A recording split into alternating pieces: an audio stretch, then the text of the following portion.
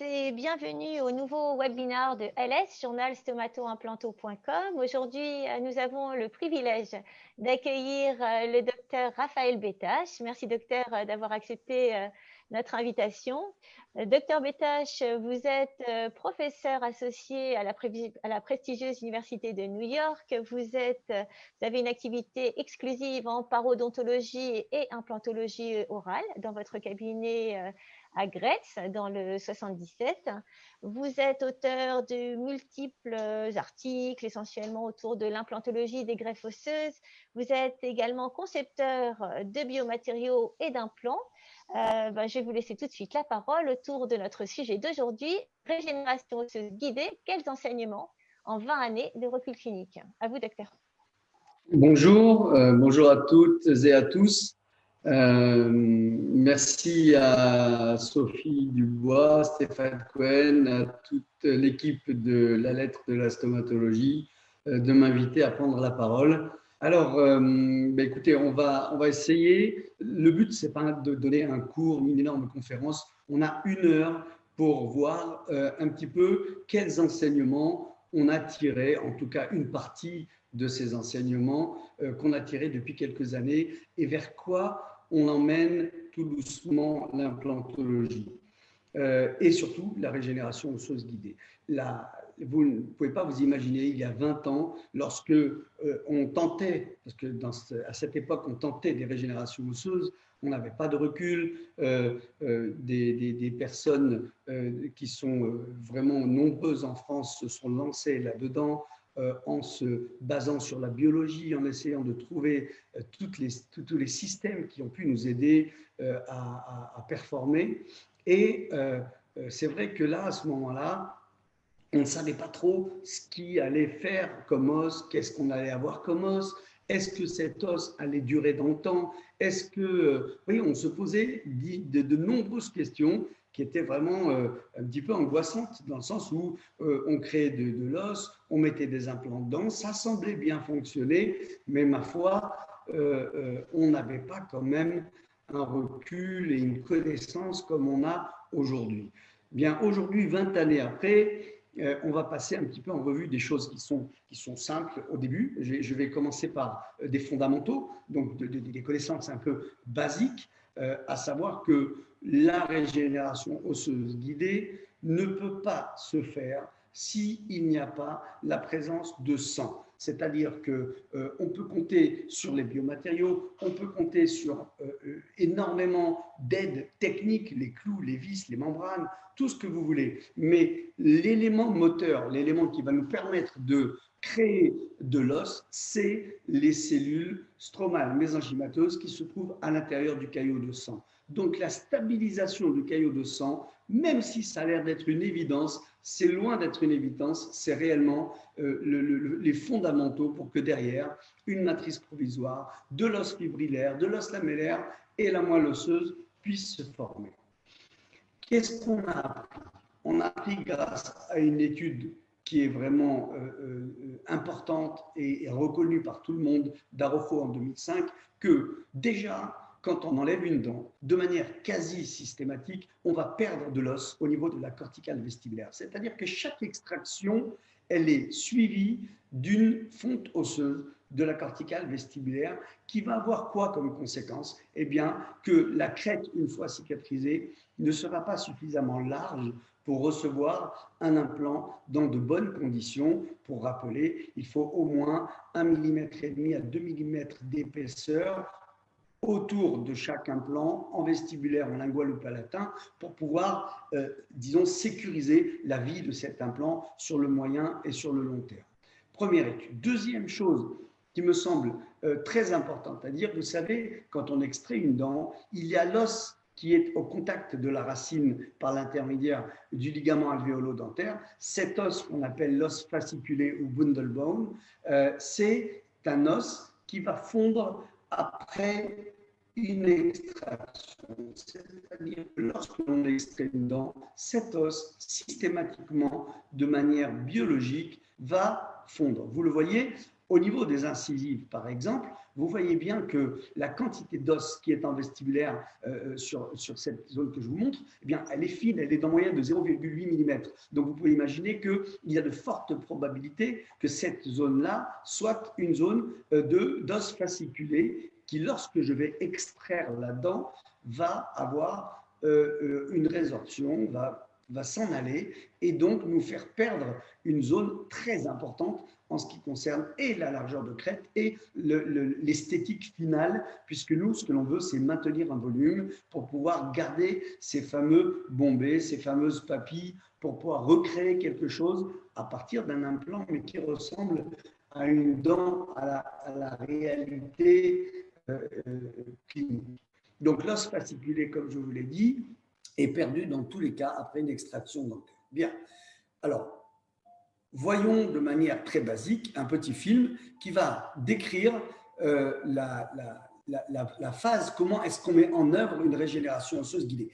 Ici, le choix du praticien a été de forer, de mettre, donc faire son forage pour mettre un implant, et puis il manque de l'os, comme vous le voyez au niveau de quelques spires. Du coup, pendant la chirurgie, il a récupéré un peu d'os de forage. Donc, cet os de forage va être positionné dans un premier temps autour de l'implant, de la zone où il manque de l'os, puis un biomatériau est rajouté dans un volume conséquent,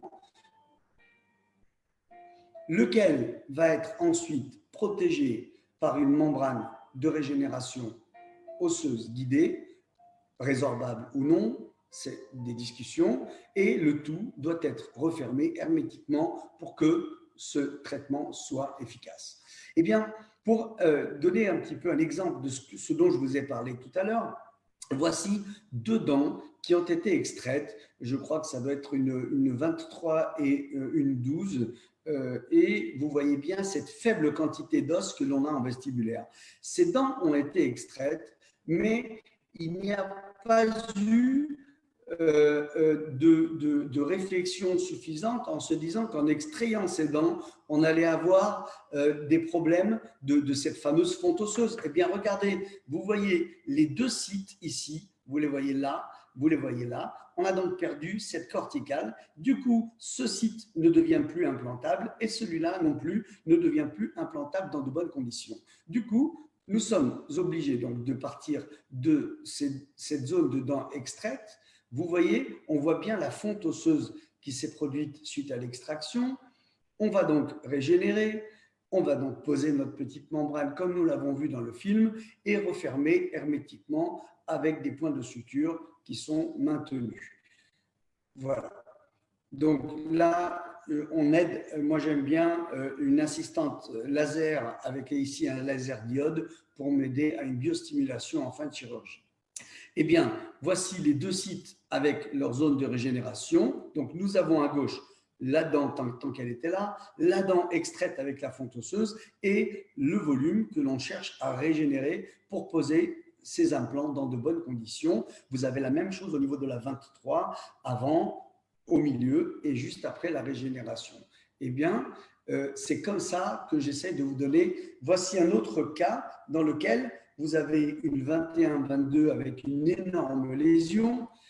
Il va falloir gérer cette lésion intelligemment parce que si je laisse cicatriser comme ça, je peux être déjà certain que je ne vais pas conserver cet os et que je ne vais pas pouvoir poser des implants dans de bonnes conditions. L'idée, c'est vraiment aujourd'hui de connaître la biologie, de la comprendre en tout cas, pour pouvoir adapter son geste, son approche à l'individu que j'ai en face de moi. Si je vois qu'il saigne beaucoup, si je vois qu'il a une gencive plutôt épaisse, qu'il va m'aider, si vous voulez, si sa nature va m'aider à réaliser ce que j'ai à réaliser, c'est quand même mieux. Mais par contre, sur d'autres patients où j'ai une gencive fine, où ça saigne peu, où il y a des pathologies diverses et variées, eh bien là, je vais devoir faire doublement attention, peut-être être moins ambitieux du premier coup pour régénérer énormément d'os et pour arriver à ce que je veux. Donc vraiment, une des premières conclusions de ce dont je vous parle aujourd'hui, c'est j'adapte mon traitement à l'être humain que j'ai en face de moi, à sa biologie, à ce qu'il est capable d'endurer. Ça, c'est énorme. C'est un enseignement simple, basique, qui paraît une évidence, mais qui ne l'est pas parce que souvent, on veut mettre en œuvre une technique sans penser au site receveur, à l'être humain receveur de tout cela. Voici la membrane, la suture suite à la chirurgie, toujours le laser diode pour aider à la biostimulation. Donc, voyons au niveau radiologique, vous avez les deux lésions qui sont quand même franches et claires ici. Voici les sites régénérés juste après l'intervention. Voici déjà à quoi cela ressemble après quelques mois d'attente, en moyenne 4 à 5 mois, le temps que l'os se minéralise. Et puis, voici les implants posés dans un os qui commence fondamentalement à ressembler à un os totalement naturel qui est celui du patient. L'objectif de la régénération osseuse, c'est pas tant une greffe, c'est mettre en place les éléments pour que le corps puisse être capable de comprendre qu'il faut recréer de l'os à cet endroit. Ce qui est génial, c'est quand on dit, nous les chirurgiens, on met en place tout un système. Mais en réalité, c'est le corps de l'être humain qui fait le travail. C'est le corps du patient qui va faire son travail de régénération. Vous allez voir, je vais vous expliquer un peu plus loin tout ce qui est fait et qui est miraculeux pour arriver à ce qu'on obtienne à terme un os qui est celui du patient. Donc voici, dans ce cas, les implants posés. Connaître les biomatériaux. On avait au début une connaissance sommaire des biomatériaux. Et puis, il y avait beaucoup de choses qui étaient dites ci et là, ça marche, ça marche pas, etc. Donc, on a quand même, en 20 ans, on a quand même appris à traiter, à travailler avec les biomatériaux. En gros, si je puis vous résumer, je pense que le gros des biomatériaux fonctionne, puisque l'objectif du biomatériau n'est pas de refaire de l'os, il est de stabiliser le caillot sanguin et de favoriser, on va dire, l'envahissement de ce caillot par des vaisseaux nouveaux qui vont arriver et qui vont amener les éléments qui vont refaire de l'os. Donc, on va dire que presque tous les biomatériaux ont cette capacité aujourd'hui à stabiliser un caillot, à le maintenir en place un certain temps, le temps que le corps fasse son travail. Le plus connu, c'est le matériau autogène, l'os humain, qui, évidemment, lorsqu'il est positionné, mais pour qu'il puisse survivre, on sait aujourd'hui qu'il faut que les cellules, les ostéocytes, soient à moins d'1 millimètre d'une source vasculaire, ce qui n'est pas toujours simple. C'est pourquoi aujourd'hui, avec des greffons comme ceux que vous voyez, on adjoint du biomatériau, on met une membrane. Donc aujourd'hui, moi je considère que l'os autogène est un très bon biomatériau, mais pour moi, ça reste aujourd'hui un biomatériau, comme, je dirais presque comme d'autres. Il a quelques avantages de plus, évidemment, mais compte tenu des inconvénients qui consistent au prélèvement, etc., eh bien, moi, je me pose la question à chaque fois de la balance bénéfice-risque que j'amène à mon patient pour que je choisisse tel ou tel abord, tel ou tel biomatériau. Pour moi, il est évident que si je considère que seul le biomatériau n'arrivera pas à faire le travail, évidemment que j'irai chercher de l'os autogène. Donc, cette approche, elle est, ici vous avez un article du professeur Chapard et de Bernard Guillaume qui a montré que le temps de prélèvement d'un greffon, c'est à peu près 20 minutes, le temps de le prélever et d'aller le remettre dans un autre site pour qu'il soit à nouveau, qu'il commence à être vascularisé, eh bien, on a à peu près 20% de l'os prélever des cellules osseuses qui sont déjà en cours de dégradation et en cours de mort. Donc 20% à peu près de l'os qui est en 20 minutes déjà mort dans un prélèvement autogène. Ce qui ne veut pas dire que le reste n'est pas bon. Il n'y a aucun problème avec l'os autogène, je le répète. Les biomatériaux allogéniques, ce sont des biomatériaux que j'apprécie énormément. Donc, ce sont des biomatériaux qui sont, voyez, sous forme de granules, sous forme de plaquettes, qui sont en seringue. Vraiment, vous avez toute une manière de présenter cela. Ce sont donc des biomatériaux qui conservent et la partie collagénique et la partie minérale de l'os. On a juste retiré, on va dire, toute la matrice qui n'est ni collagène ni minéral, pour obtenir ce biomatériau. Ce biomatériau, il se laisse facilement envahir par les cellules sanguines, par les vaisseaux, et il donne dans un délai raisonnable, d'ailleurs un peu plus rapidement que d'autres biomatériaux, il permet à de l'os nouveau de se régénérer un peu plus rapidement qu'avec d'autres biomatériaux. Il fonctionne très très bien, vous avez donc sans aucun problème, c'est un matériau très très adapté. Les biomatériaux d'os de provenance animale, qui sont la plupart du temps comme celui que vous connaissez, que vous utilisez souvent, qui marche parfaitement bien, pour lequel on n'a aucun problème, à savoir que par contre là, il n'y a plus de trame collagénique, il n'y a que la trame minérale. Ce sont des biomatériaux qui sont céramisés, qui vont se résorber plus lentement. Donc, de dire qu'un biomatériau se résorbe plus lentement, eh bien, ce n'est ni un bien ni un mal. Il y a des fois où, pour des régénérations osseuses importantes, on va avoir besoin d'un biomatériau qui va tenir le site longtemps, le temps que l'os se refasse. Et puis d'autres fois où on n'est pas contre le fait que le biomatériau se résorbe un peu plus vite. Du coup, il faut de plus en plus avoir cette notion de qu'est-ce que je veux, combien de volume, quel être humain sur qui je travaille et comment, et quel temps je peux donner à mon travail pour obtenir. Mais que ce soit clair, on obtiendra de l'os et qui sera un os très viable dans lequel les implants pourront fonctionner merveilleusement. Les biomatériaux synthétiques, au début, il faut faire attention à cela parce qu'au niveau de leur forme géométrique, des fois, ils sont un peu grossiers, comme le grain que vous voyez ici.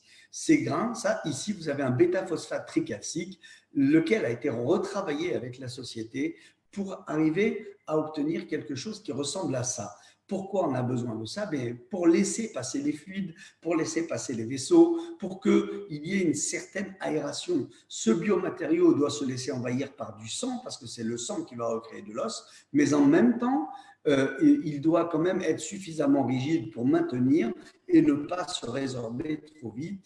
Ce bêta-phosphate tricalcium ici, je vais vous le montrer sous d'autres formes.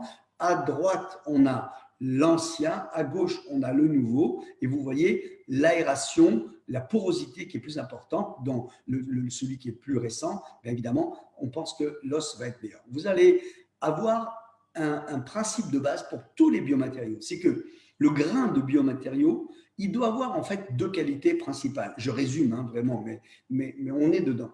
Il faut que des ostéoblastes puissent venir fabriquer de l'os, se coller dessus, pour pouvoir créer de l'os. Il ne faut pas que ce matériau, il crée quelque chose de négatif autour de lui. Les ostéoblastes doivent l'aimer et ils doivent venir se mettre autour. L'autre chose, c'est que vous avez aussi les cellules, les macrophages qui doivent pouvoir venir l'attaquer et le résorber. Donc, vous voyez, regardez une petite vidéo dans laquelle vous avez le grain ici de bêta-phosphate tricalcique sur lequel vous voyez des macrophages qui s'acharnent pour pouvoir le résorber. Vous voyez ici et là des macrophages avec un petit bout de biomatériaux. On a déjà la preuve de cette résorbabilité de matériaux. Ensuite, vous avez l'autre condition, l'autre qualité d'un biomatériau, c'est de pouvoir laisser les cellules, les ostéoblastes, se multiplier, faire leur mitose tranquillement. Et vous voyez bien qu'ici, ce grain de bêta-phosphate tricalcique ou les autres ne gênent absolument pas l'évolution, la croissance des ostéoblastes, alors que le bêta-phosphate tricalcique est toujours continu d'être résorbé par les macrophages.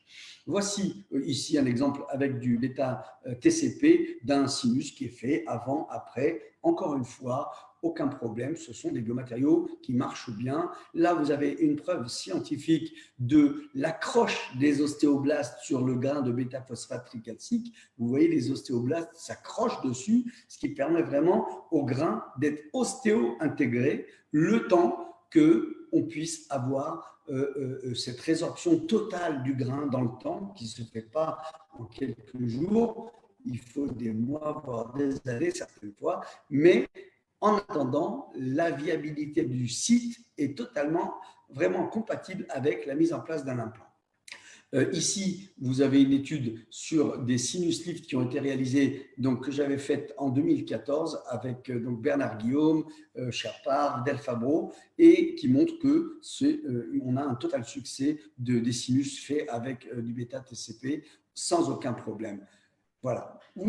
J'ai voulu passer en revue aussi un matériau dont on parle beaucoup en ce moment qui a eu aussi son heure de succès, c'est le TOUS Transformer. Alors, il y a peut-être d'autres marques. Moi, je vous parle de celle-ci qui est italienne, qui consiste en fait à extraire la dent, à récupérer la dent extraite du patient, à la nettoyer, à la couper en petits morceaux, comme vous voyez, puis à l'insérer dans une machine dont le travail va être donc de la broyer dans un premier temps, puis à l'aide de petits liquides que vous voyez ici, que l'on va percer tout doucement, ce broyage de dents va passer sous différents nettoyages, sous différents acides pour pouvoir créer de la porosité, parce que les cristaux d'hydroxyapatite de la dent sont beaucoup plus gros et durs que ceux de l'os. Du coup, il faut créer, grâce à des acides, il va falloir créer de la porosité pour que les cellules, les ostéoblastes puissent s'accrocher dessus.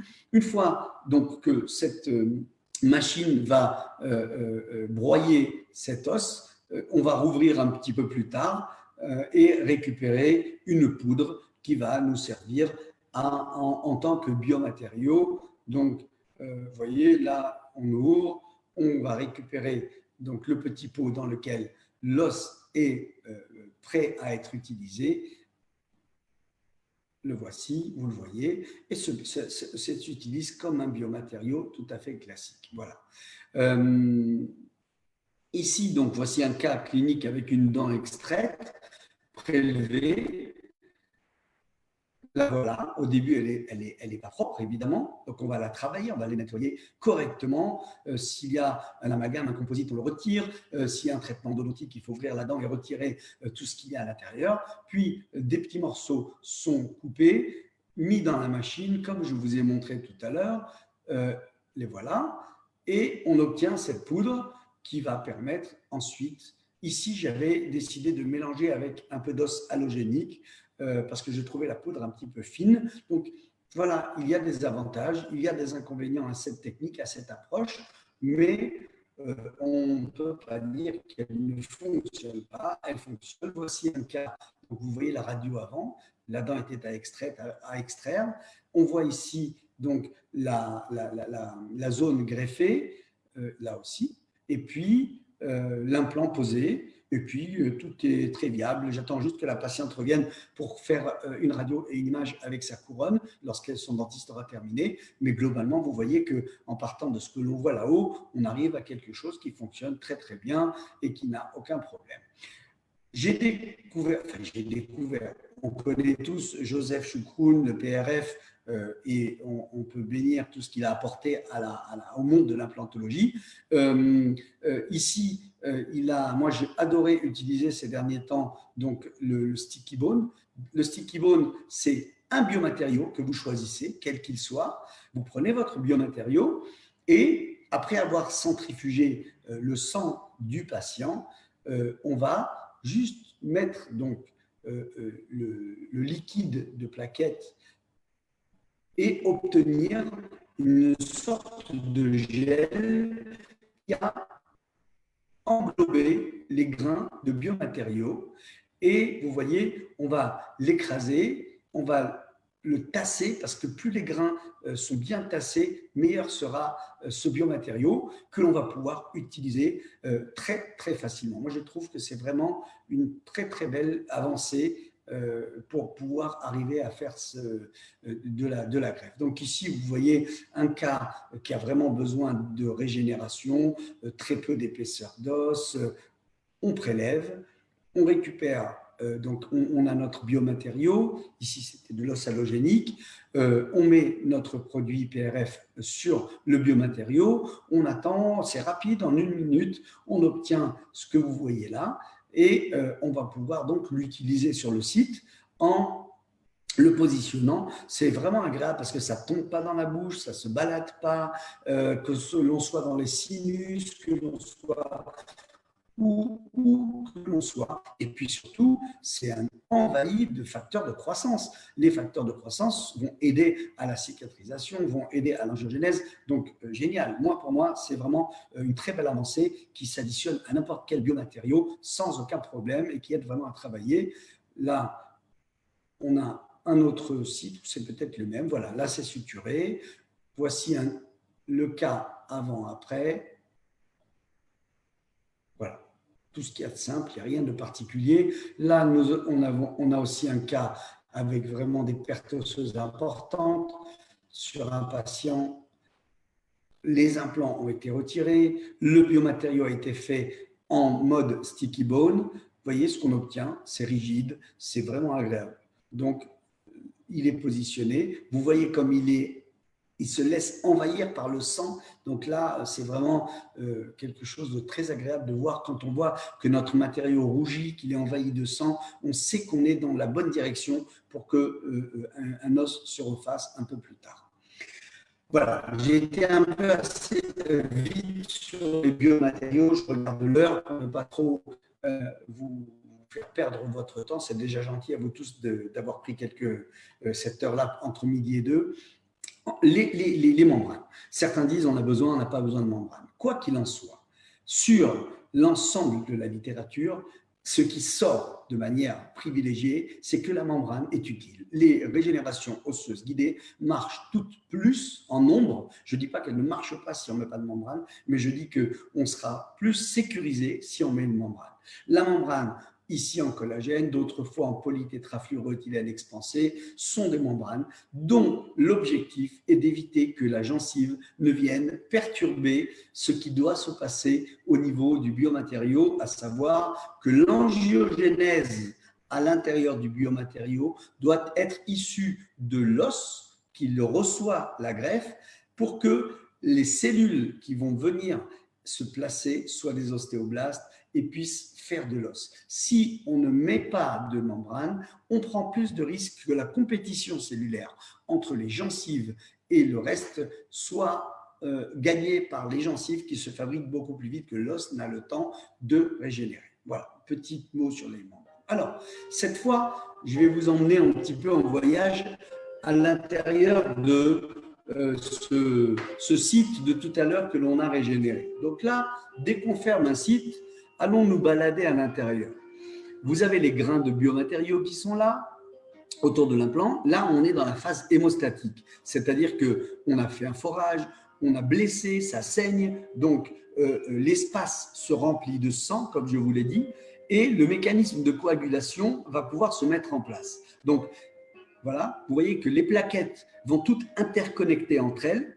Certaines vont obturer les vaisseaux blessés, d'accord? Et les autres vont faire en sorte de transformer le fibrinogène ambiant en fibrine.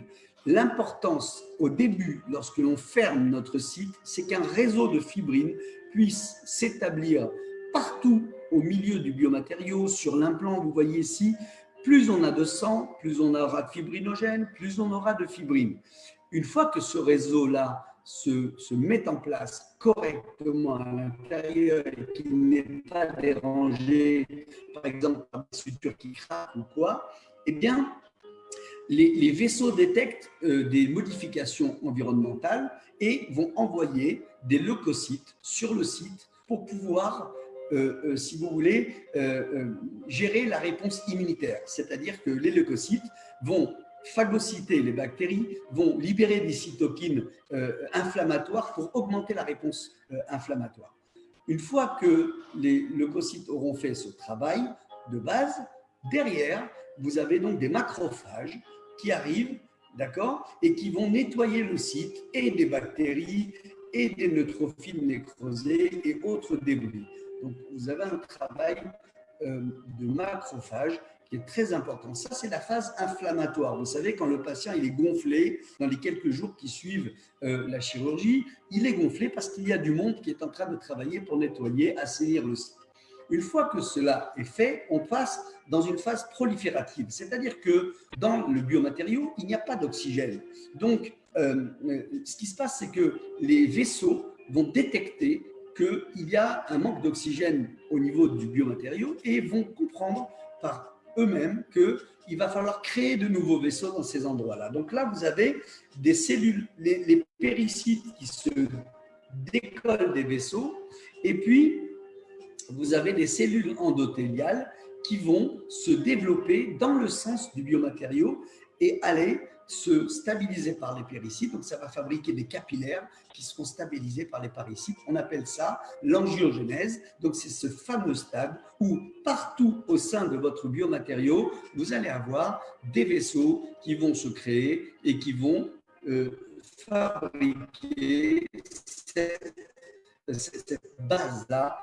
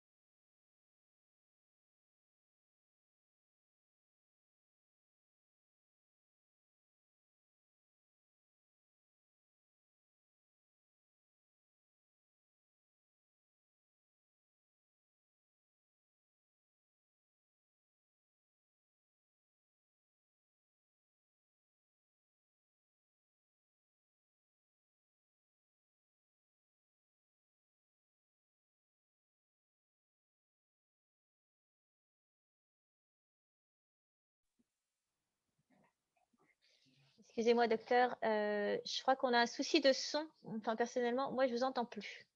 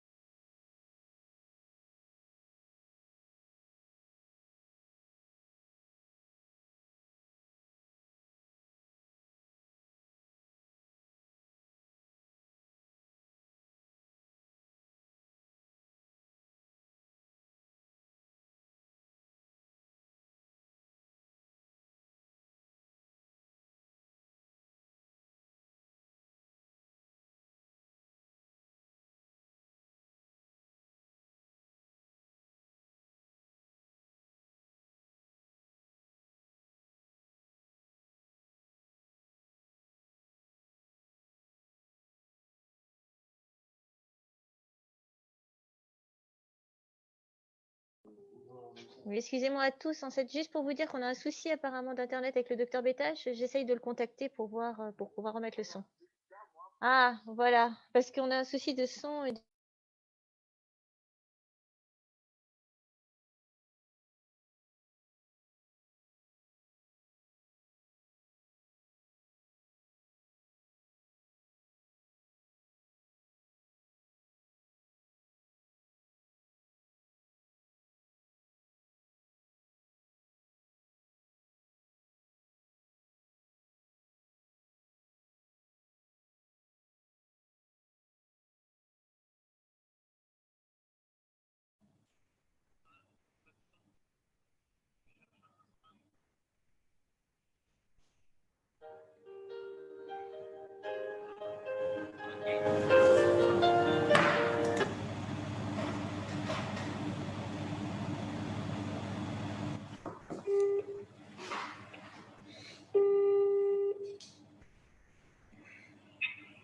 Oui, docteur. Oui, Sophie, je me vois plus sur l'écran, c'est pour ça que je suis inquiet. Mettez Zoom entièrement. Mettez Zoom entièrement. Voilà. Et je mets mais vous voyez, je suis désolé tout le monde, mais je suis un peu perdu. Est-ce qu'on suit, est-ce que tout le monde suit ce que je montre? Allô? Jusqu'à présent, on suivait. Mais là, vous ne me recevez plus là? Moi, je vous reçois. Bon, donc je peux continuer? Je peux Voilà, vous continuer? pouvez continuer, docteur. Voilà. Ok, alors on reprend au niveau de la vidéo, je suis désolé. Voilà.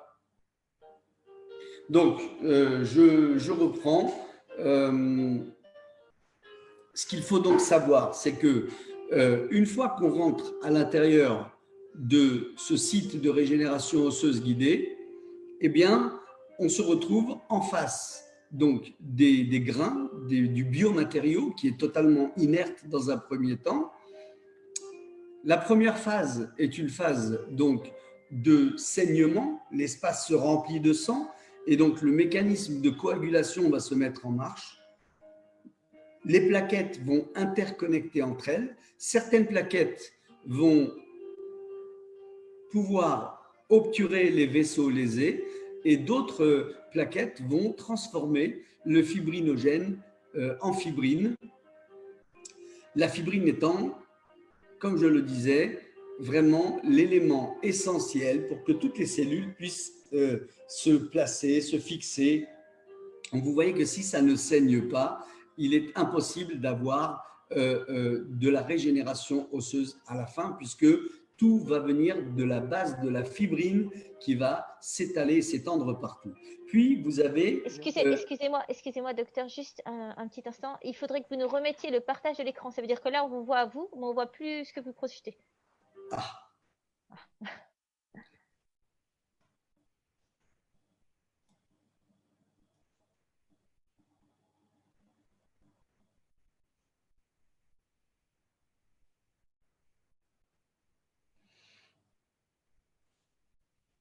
Et là, on voit.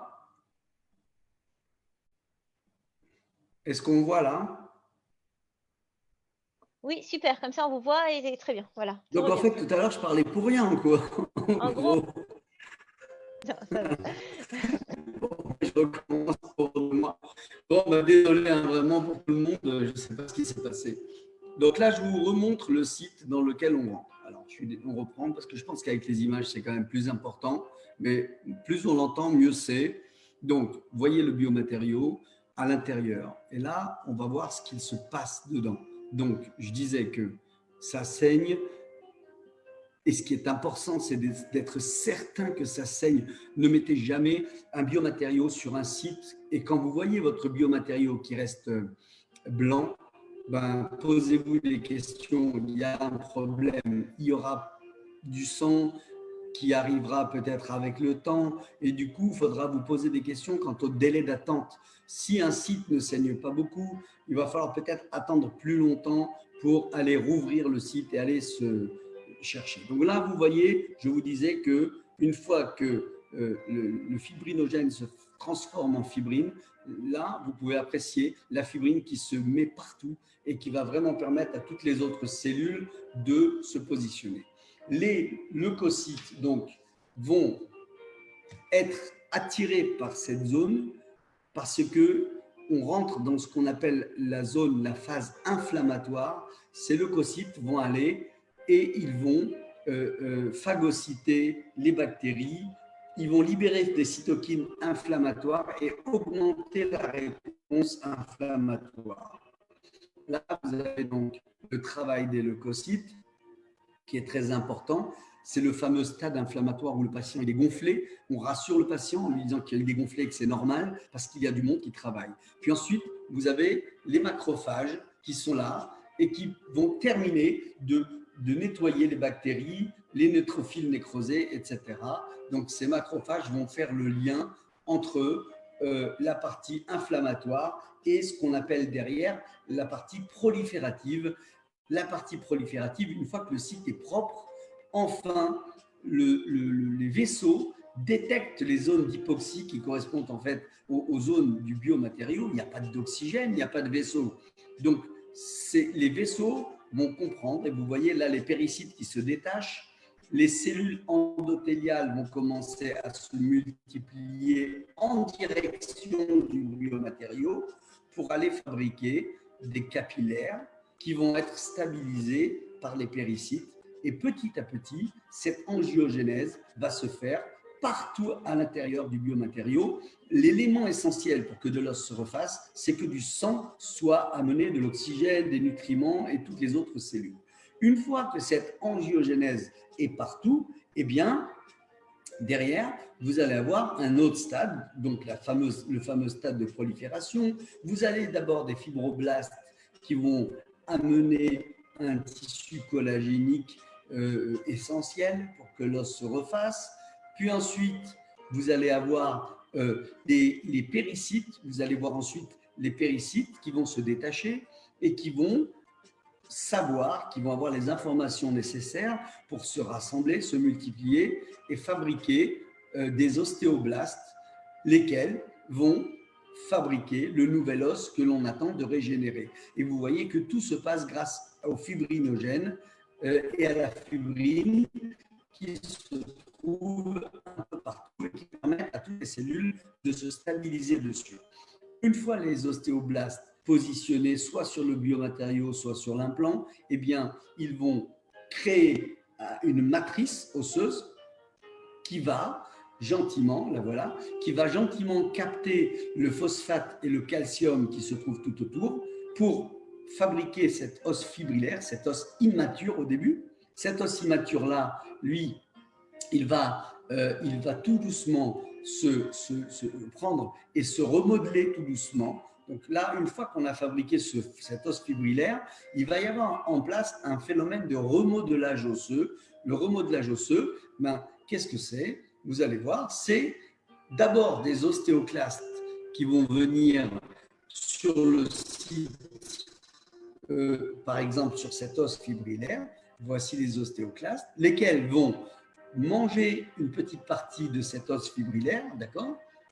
Puis, ces ostéoclastes vont mourir par apoptose, donc d'eux-mêmes, en laissant une place qui va attirer les ostéoblastes, lesquels vont venir et fabriquer un os de plus en plus organisé, voilà, lamellaire, comme on dit, avec des systèmes de Havertz qui permettent le remodelage. Et de remodelage en remodelage, grâce à ces unités osseuses multicellulaires qui permettent à chaque fois d'amener sur un site les ostéoclastes, lesquels vont grignoter ou le biomatériau ou l'os du patient et recréer un os de plus en plus minéral. C'est pour ça que le temps est important dans les cycles de remodelage osseux et qu'il ne faut pas retourner trop rapidement sur un site de régénération osseuse parce qu'on va trouver de l'os. Oui, histologiquement, ce sera de l'os, mais en réalité, ce sera de l'os qui sera immature, trop mou, et on va être embêté, on ne va pas avoir une bonne sensation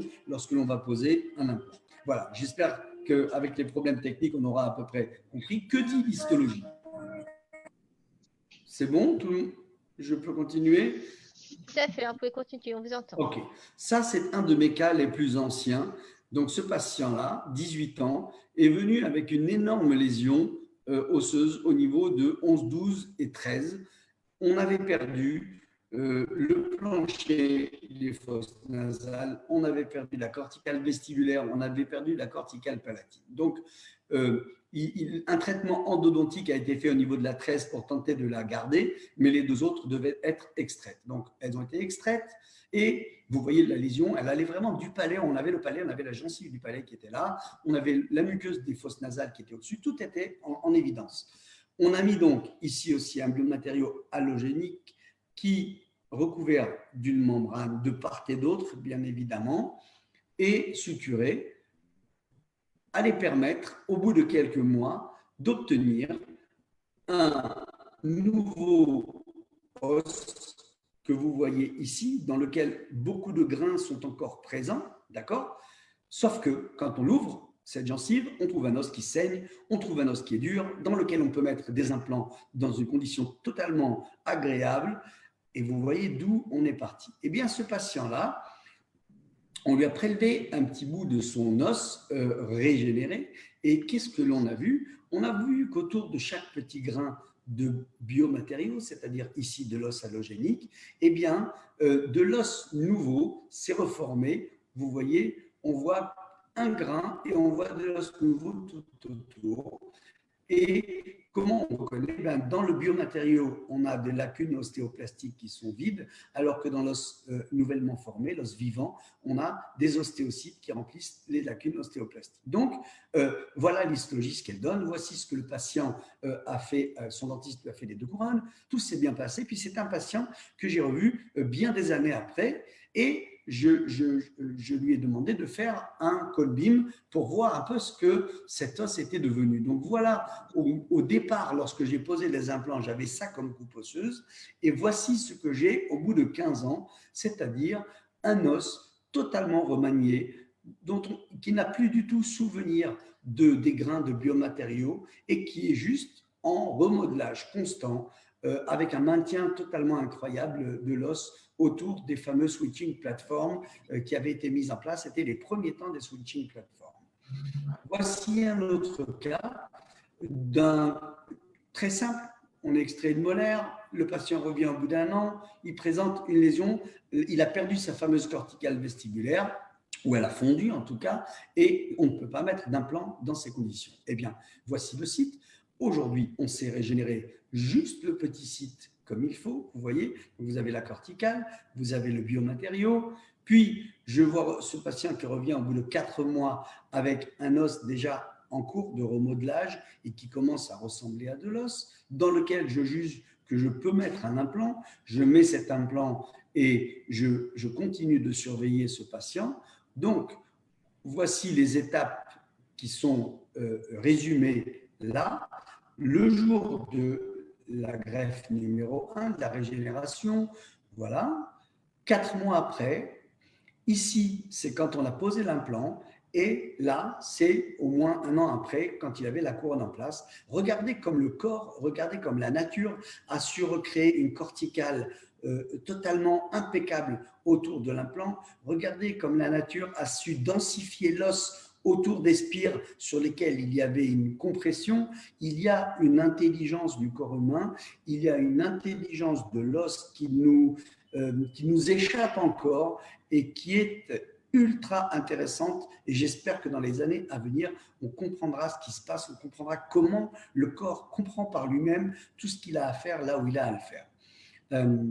Voici un questionnement qui consiste à dire: ah oui, mais moi, quand je mets mon implant dans un site de régénération osseuse, je m'inquiète parce que est-ce que mes spires d'implant vont être en contact avec des grains qui risquent d'avoir un microbe, qui risquent d'avoir un problème dans le temps? Eh bien, on a plusieurs études aujourd'hui qui montrent de manière certaine que lorsque on met un implant dans un tissu régénéré, eh bien, le métal, le titane des implants n'est jamais en contact avec les grains de biomatériaux. Le titane de l'implant, lorsque l'on rentre l'implant dans l'os, se remplit d'une certaine quantité de sang qui va tout doucement se transformer au contact de l'os en os naturel. Et donc, on a toujours une zone de protection, d'évitement avec les grains sur un implant.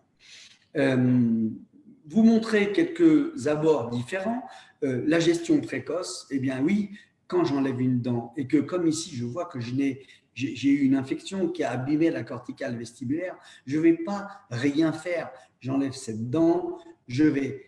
Donc, vous voyez, la lésion, on a déjà perdu toute la corticale vestibulaire. Donc, ce que je fais, c'est que je vais lasériser, ça c'est une chose, puis je vais régénérer mon site le jour de l'extraction, je vais poser ma membrane, je vais suturer hermétiquement en tractant la gencive. Pourquoi je n'ai pas peur de tracter la gencive en vestibulaire?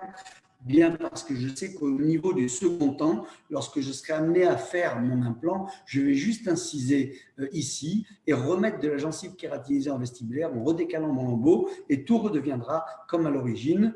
Voici donc le site régénéré. Voici quelques mois après, avant, après, et l'implant mis en place dans lequel on voit que tout est en position idéale pour que cet implant puisse vivre bien et longtemps.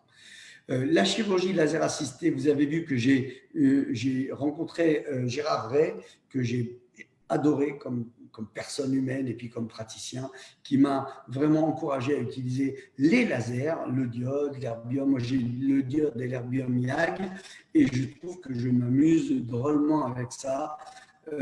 La photobiomodulation, toutes les possibilités du laser sans non plus attendre tout du laser. Vous avez compris que le laser va apporter une aide en termes d'angiogénèse, en termes de cicatrisation, en termes de douleur. En antidouleur, il est très efficace aussi. Mais voilà, je n'attends pas non plus tout. Vous voyez un cas ici où je n'ai pas beaucoup d'épaisseur d'os, où je vais avoir des problèmes à mettre mon implant dans un os suffisamment large.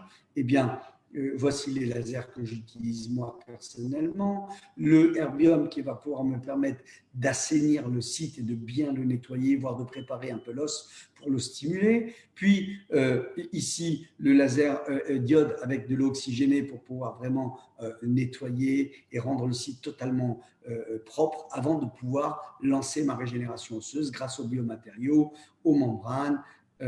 Voici le site donc suturé, cicatrisé. On voit les volumes d'os régénérés ici. Puis, incision, comme je vous l'ai dit, on repousse la muqueuse kératinisée, on pose les implants et on stimule, on biostimule à la fin d'une chirurgie. Voici les implants posés dans des sites idéalement posés. On sait que ça, on aura beaucoup de tranquillité dans le temps. Voilà, ça c'était un petit clin d'œil à l'approche laser assistée. Une approche en 2 temps en ce qui concerne le secteur sous-sinusien. Je suis désolé, je passe par plein de choses différentes, mais on a 1 heure, il ne reste plus beaucoup de temps. Ça, qu'est-ce que c'est? C'est une dent qu'on a extrait et qu'on a laissé cicatriser avec la fonte osseuse qui advient à chaque fois, surtout quand la dent a eu des problèmes.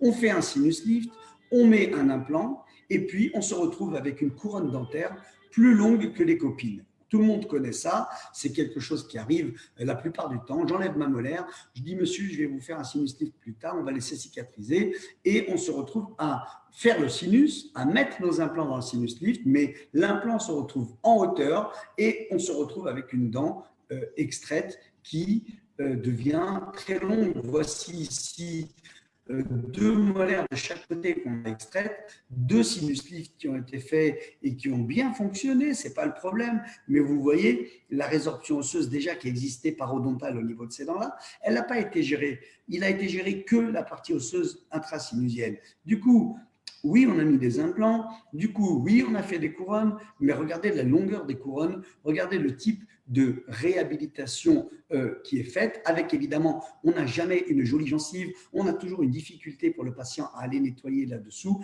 et ça, c'est vraiment quelque chose sur lequel je me suis vraiment questionné, remis en question. Donc là, l'approche différente, elle est celle-ci, elle est que le jour où j'extrais la dent, eh bien, je régénère tout de suite de l'os. D'accord? C'est la seule chose. Je fais une gestion d'alvéole. Eh bien, grâce à ça, même si je n'ai pas assez d'os et que je dois quand même faire un sinus lift après, quoi qu'il en soit, mon implant est en place dans des conditions idéales et ma couronne sera dans un bon rapport longueur-implant qui est compatible avec longueur couronne, avec quelque chose qui va fonctionner. Vous avez ici ce type d'approche. Regardez, je me retrouve avec une dent, j'ai vraiment des lésions. Si j'enlève cette dent, mais je suis sûr d'avoir une fonte osseuse comme ça, je pourrais faire mon sinus, je pourrais mettre mon implant là-bas dans le ciel et avoir une dent qui fait 2 fois la longueur d'une dent. À la place de cela, j'ai extrait, j'ai régénéré le site même le jour même, puis j'ai attendu. Au bout de quelques temps, la nature m'a donné cela. Je vois bien que je peux soit faire une petite technique de Summers avec un peu de biomatériaux, soit arriver à m'arrêter ici. Donc, j'ai travaillé avec un implant idéal et j'ai poussé, j'ai foré, mettons que j'ai 9 mm et j'en ai besoin de 10, 11, eh bien, je m'arrête à 8 mm et c'est mon implant qui va fracturer le plancher sinusien, pousser l'os vers le haut de manière à avoir une couverture d'os tout autour avec un saignement évidemment puisque le fait de craquer le plancher sinusien fait saigner et je vais obtenir donc de l'os qui va se régénérer autour de la pointe de mon implant, de l'apex de mon implant. Voici donc l'implant a été posé au niveau de la dent numéro 14 et un petit bridge provisoire est fait. voici les cicatrisations gingivales avec de la gencive kératinisée de toutes parts, le bridge que son praticien lui a fait, où on voit que ça vit très très bien, que cet os se remanie, qu'il continue de rester autour de l'implant, que tout fonctionne idéalement sur ce cas-là. Au-dessus, en dessous, eh bien, c'est aussi un abord que je pense énormément en ce moment. Voici deux implants petits, courts, qui ont été posés il y a des années, qui ont bien fonctionné un certain temps, mais qui ont fini par fracturer. Fracturer, bien pourquoi? Parce que la longueur des dents était trop importante, ça a cassé. Donc, au moment de régénérer, j'ai non seulement fait un sinus lift, mais je suis venu régénérer en dessous pour pouvoir retrouver une longueur d'implant convenable et une longueur de couronne raisonnable. Donc, vous voyez le sinus lift et vous voyez la zone de régénération plus bas. Donc, ça me permet de poser des implants de bonne taille, de faire des couronnes raisonnables et de laisser un patient dans des conditions quand même meilleures que celles qui étaient au moment où il est venu me voir.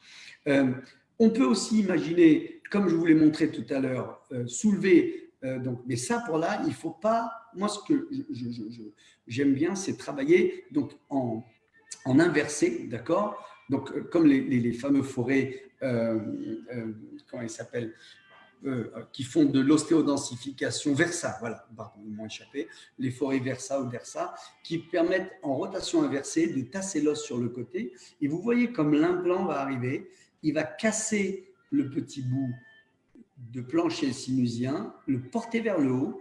Voilà, ça c'est une technique qui permet de récupérer 1 mm, 1 mm et demi, mais honnêtement, quand on est trop ambitieux, ce qui me pose problème, c'est quand on montre une technique qui permet de récupérer 1 mm et demi et que derrière, on commence à glisser, à faire du 2, du 3, du 4. Ce n'est pas possible. Au bout d'un moment, vous ne pouvez pas remonter puisqu'au bout d'un moment, seul votre titane d'implant va continuer à passer à travers le plancher du sinus et vous n'aurez pas plus d'os que ça en essayant d'obtenir plus. Dans ce cas-là, il faut travailler en technique classique de Somers avec du biomatériau mis en place pour soulever réellement la muqueuse de Schneider et poser votre implant dans de bonnes conditions.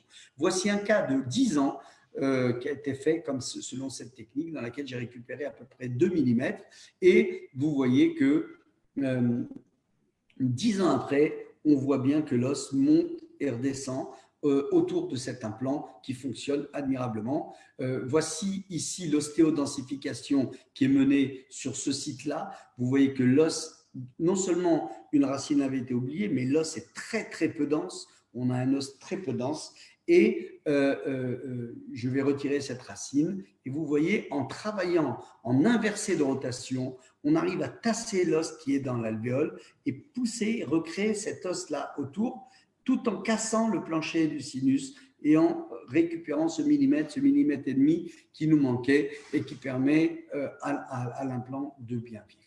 Donc, je ne sais pas, je vais poser la question à Sophie pour savoir, je crois qu'on arrive à 14 heures, j'imagine que tout le monde va travailler parce que si on compte sur moi, je peux continuer encore pendant 1 heure. Donc, qu'est-ce que vous en dites, Sophie? On s'arrête là?